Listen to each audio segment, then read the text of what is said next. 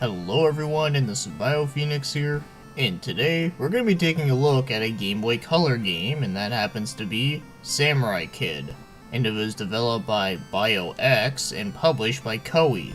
Yeah, it wouldn't be the first or the last time that Koei did a game that was related to samurais, but this one does not play anything like any of the other games that they've ever done, and it was released in the year 2000 and only in Japan.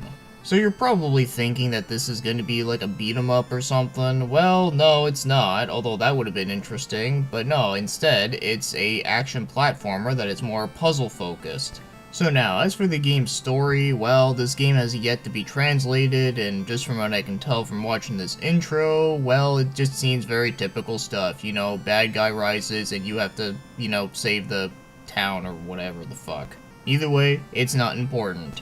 So, as for the gameplay, now like I said, it's a side-scrolling action platformer, but it is more focused on puzzles than it is on action. So every level is separated into different sections, and you have to figure out which is the best way to get to the other side. And you got 3 different weapons that do different things.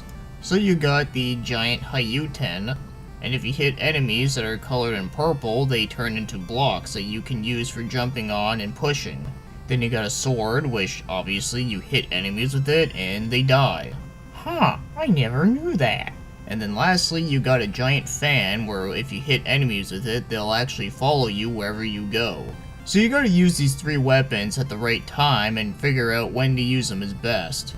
And once you reach the end of the map, then you gotta fight a boss, and then after the boss, you just gotta do more levels where you gotta go through different sections. So yeah, even though this game is all in Japanese, it's still a very easy game to figure out what you're doing. So now, let's start talking about the game's controls, and I gotta say, the controls in this one are actually pretty good. I really don't have much complaints when it comes to like the response times with the attacking, the jumping, and the walking, and the button layout is pretty good as well. But I should also mention that you can actually hold down the attack button and you actually can charge your attack depending on which weapon you have equipped. So with the Hayuten you can do a projectile attack, with the sword you can break through rocks, and with the fan you can shoot out a tornado, which is meant for moving objects. Also, if you want to reach higher ledges, you gotta hold up and then jump to do a higher jump, and if it's still not enough, you can actually do an attack onto a ledge and you'll boost yourself up a little bit higher. But overall, I really can't think of much complaints. Everything just works really well for Game Boy Color standards. And now, let's get moving on to the other things, like the graphics, and the graphics for this one are really good. So as expected for a Game Boy Color game is that it does indeed have a lot of color. They're all very nice, bright, and just looks really good. And I also like the sprite work, and even some of the backgrounds are pretty nice looking as well.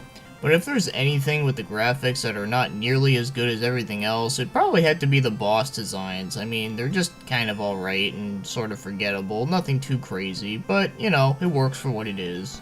But yeah, for a Game Boy Color game released in 2000, this is indeed one of the nicer looking ones that I've seen. And now, as for the game's music, it's alright I guess.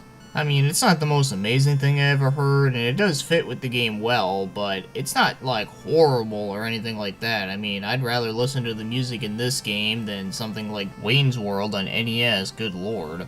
So yeah, don't expect the OST in this one to be as awesome like the Samurai Warrior games, but it's definitely not a bad OST at all. It's just one that's just kinda there in the background, and it does the job. So now, if you really wanted to buy yourself a copy of this game, well, I can't remember if Game Boy Color games are region free or not, so that's something you'll probably have to look into on your own. But just from the very few copies that I'm seeing on here, which are not many, is that the cheapest I've seen it for was $74.99. And that's just a loose cart. And I only seen one complete in-box copy, and that's going for about $283. Well, shit. Well, the good thing is that Game Boy Color is like one of the easiest thing to emulate ever. And it's not like any of the original creators of this game are going to be making any money off of eBay sales, at least I highly doubt it. So if you do at least want to try the game out, that's your best bet. And in that case, I really think you should, because my overall thoughts on this one is that this game is actually pretty great. It's simple, easy to understand, and well, the game is actually pretty fun. The level designs are good and sometimes can be challenging, but are very rewarding when you complete them.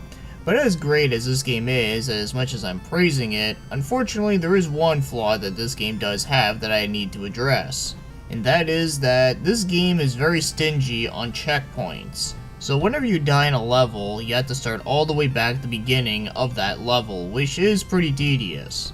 But one thing that they are pretty lenient on is that if you do happen to make it to the boss and you die at the boss, then at least they do give you a checkpoint right before the boss.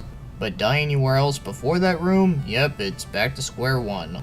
But on the plus side to this, there is unlimited continues and lives, so if you do die, you don't have to worry about starting all the way back at the very beginning of the game, because that just would have been way too bullshit. But you do get 3 save files in this game, and whenever you turn off the game, you actually start right back up where you last were. So while the checkpoints are pretty stingy, at least everything else is very fair.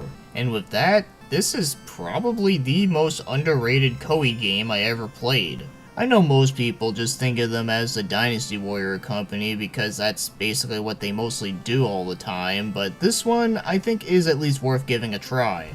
And I can pretty much recommend it to almost everyone. The only people I can't recommend it to are those that just don't like puzzles whatsoever. Those ones, yeah, don't play this game. But if you don't mind them every once in a while, or if you do enjoy them, then yes, I do think this game is at least worth giving a go. So with that, that'll be the end of this review, so thank you for watching, commenting, and have yourselves a great day.